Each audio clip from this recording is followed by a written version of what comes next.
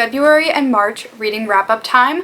I'm so excited to talk about all of the books I've read in the past 2 months, and I just had an absolute wonderful reading month and I was super into it, and all of the books I read were really good. We're going to talk about it and I'm very excited to jump into this video. A lot of these books are super popular, so yeah, we're going to jump in and I'm going to talk about all of the books I've read in the past 2 months, their synopsis, my review on them, and spoiler free. So let's get into it. First book I read, and the only book I read in the month of February, was The Murder Game by Carrie Doyle. I had an awful reading month in February and I read nothing in January, so I was really struggling. I just was not interested in reading. I think I read the most I ever read prior to this month in December, and then I was just like out of it. I couldn't get into anything. This was the first book that I got back into, and I'm really glad it was this book. This was a quick read.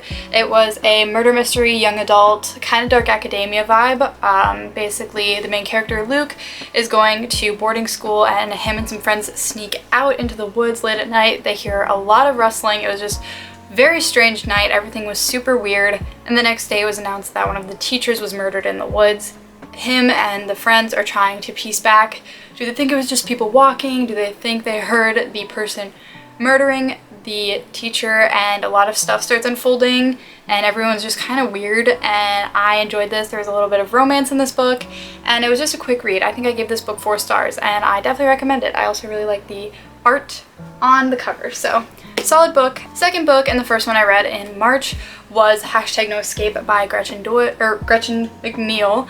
My bad. And this is basically all around escape rooms. I really enjoy reading about escape rooms and just watching shows and movies about escape rooms. I find them very interesting, and people get really cool and creative ideas for each room. This book is surrounded by a girl named Percy. She basically has just a really bad home life, and this book does a cool job of going back and forth.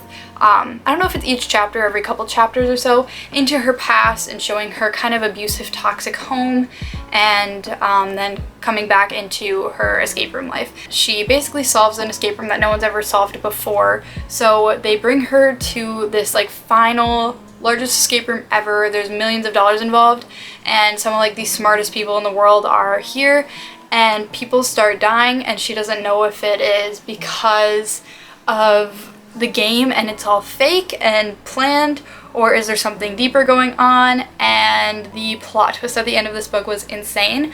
I gave this book 4 stars. I wasn't the biggest fan of her writing style. It was just not necessarily my thing. But solid book, had a crazy plot twist that I don't think anyone would expect. And I also had a struggle trying to imagine the escape rooms, because she would explain something in kind of brief detail and then they would just move on with the rest of the few chapters in that room, and I got really confused after a while because she wasn't super distinctive where they were, what was going on, what exactly they were seeing, and I kind of wish she built around more of the scenery a little bit, because that was why I was really excited to read this book. So it was the only thing I would say, but besides that I probably would have given it 5 stars. So still a solid read and I recommend. Next book, I guess I just had a murder mystery beginning of my month. This was Nunchuck Sleep by Ellie Marney. I've never read an Ellie Marney book and she's my queen. I love Ellie Marney. This book was really, really good. It's basically like a young adult Sounds of the Lambs. It's a murder mystery and, again, young adult. Basically, there is a killer murdering teenagers. The police force and everyone is just absolutely stressed about this. They can't get a lead on anything about this person, so they call in 2 teenage recruits, one person who is a training marshal, he is going to school to become a future marshal, and then a girl who was kidnapped when she was younger and is now going to school for being a detective and true crime. And there is, I don't want to say it's romance, but there's definitely like a little tension between the 2 of these characters throughout the book, and definitely some banter. I got super attached to the characters and I also cried in this book. And they basically need to go to mental wards and prisons and talk to previous serial killers and figure out their motives, try to get in the mind of kind of serial killers. And there's this one serial killer that is absolutely insane that is involved with the training marshal, and a lot of stuff starts to unravel. And I found this book super entertaining. I read it in 3 days and it was definitely a quick read. Obsessed with the art on the front. and I just really enjoyed the book. It was definitely a good book and a good read. I gave it 5 stars. Next book was The Love Hypothesis. This is one of my all-time new favorite books. I gave it 5 stars easily. This book is definitely worth the hype, and it was the first ever romance book I read, so I didn't know if I was being biased, but I was talking to the guy when I bought this book, and he read it, and he was like, this is like one of the best books I've ever read, and I was like, okay, so like I don't think I'm being biased, and like just because this is the first romance book, I think it's incredible. Olive is going to school, and she is in STEM, and she is trying to get a degree in, I can't remember what she's trying to get a degree in. And then at her college there is this professor that is not like training her or anything like that, and basically at the beginning of the book something happens between them. It leads them into fake dating each other because they both have benefits they could get out of it, and they decide to just make this date, and they're just going to date till this certain point so they can each get their benefits they need from it, and then they'll move on with their lives.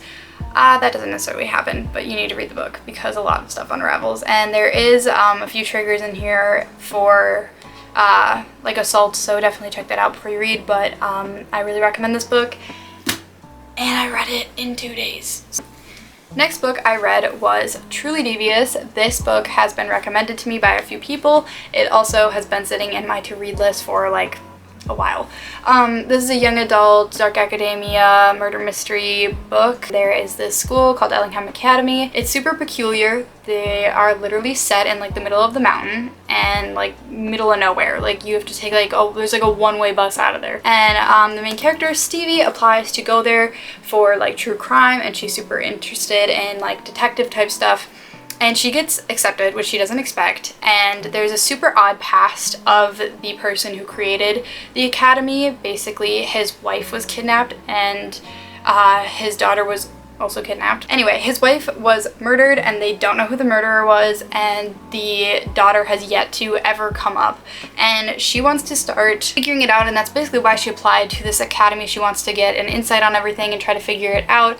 There was also a classmate around that same time that was also murdered, and they're trying to kind of piece everything back together because it was pretty much left open since it was from so long ago, and it was just really hard to figure out. A pretty entertaining book. I gave it 4 stars because of the plot twist at the end, but it was definitely not my favorite book I've ever read. The only reason I think I gave it such good rating was because of the cliffhanger at the end, as well as we had a really good character development. But it was not my favorite book. I thought it was a little bit slow in my opinion. It could have definitely been sped up. The next book I read was Ugly Love by Colleen Hoover. Who has not read this book besides me? I have no idea. I went on vacation with my friend, and she said this was her all-time favorite book, so I had to pick it up to read, and I had no clue what this book was about going into it. I've never read a Colleen Hoover book. Her writing style is impeccable. Her character development, also impeccable. Her clarity on the story, you just never really get confused, and I absolutely love that because sometimes I get confused about books and then I'm like, what is going on? The plots are so crystal clear, and basically it is about Tate, this girl who is living with her brother. She just recently moved in with him. She's going to school for nursing, and the neighbor, also her brother's best friend, definitely has some like spark between the two of them instantly. They start talking, and basically he pretty much starts using her. He will not get in a relationship. He will not love anybody. He is just super closed off, and it bounces back and forth in between Miles' past and his first love and what built up to him being so closed off and so over everything, and then it jumps back to Tate trying to figure this out, trying to figure out their relationship. What is going on? Why is this so confusing? And I gave this book 4 stars. I cried multiple times, and if you don't want to stare at a wall for 4 hours after reading a book, don't read this book. But it was extremely sad. It has some triggers in it, so check that out, and I don't even know what to say about it. It was really good. The only reason I didn't give it 5 stars is because I really like more genuine love, and the intentions were definitely not right at the beginning, and I understand why they weren't right. He was really struggling, but I kind of wish I knew that. I feel like if I knew that before I went into the book, I would have given it 5 stars, but it took me a while to go back and forth between 4 and 5 stars, but I did choose 4. If I could choose like 4.9 stars, I would. The next book I read in the month of March was The Vanishing Star by Maureen Johnson. This is the sequel in the Truly Devious series. I wanted to continue on because there was such a big cliffhanger at the beginning, or the end of the first book. This book also was a little bit slow in my opinion. I don't know, I just felt like the whole series was definitely a little bit slower. I easily think it could have been wrapped up in a sequel or one long book. I really thought it was unnecessary for 3 full books. So if you like reading books that more focus on the characters in a murder mystery rather than just pretty much the plot, definitely read this. But I wish it focused a little bit more on, I don't know, I just felt like not a whole ton of huge things happened, more to like right at the end of the book, and I got really tired of reading like 150 pages until something started to happen. That's just my opinion. I feel bad saying that. It was a solid read though. I did enjoy this book. I gave it 3 stars, and I'm glad I read it. I don't think I'd like read this book over and over again. The next book I read in the month of March was November 9th. This right now is probably one of, if not my favorite book of all time. This is another Colleen Hoover book.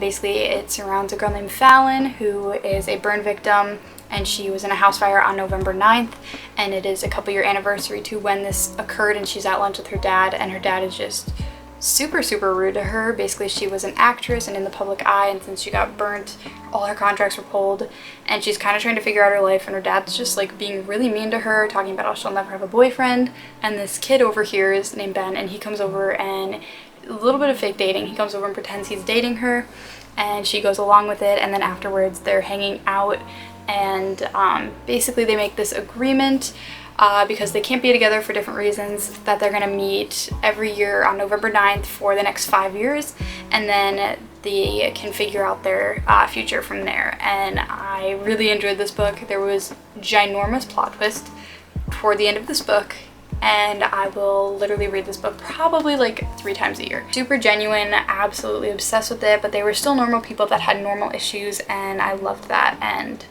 such a solid book. Then the final book I read in the month of March was The Hand on the Wall. This is by Maureen Johnson. This is the last and final book in the Truly Devious series, and I gave this book 3.5 stars, I believe.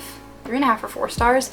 Basically just everything wrapped up. There was a big plot twist at the end, and basically the main character thinks she figured out who kidnapped and murdered the wife and then daughter in the past from like 60 years ago or something like that, and they're figuring out some of the murders of the past students that recently happened in the previous books, and it was very good. I was glad I read this series. It wasn't my favorite series. I did think it was really slow at the beginning of each book, and she definitely could have sped it up a little bit. But besides that, great character development, loved the romance in this, and solid story. That is what I read in the month of March. I hope you guys enjoyed it. Let me know what you think of these books if you've read any of them, and I definitely recommend giving me recommendations because I always am open to that. So I will see you all next time.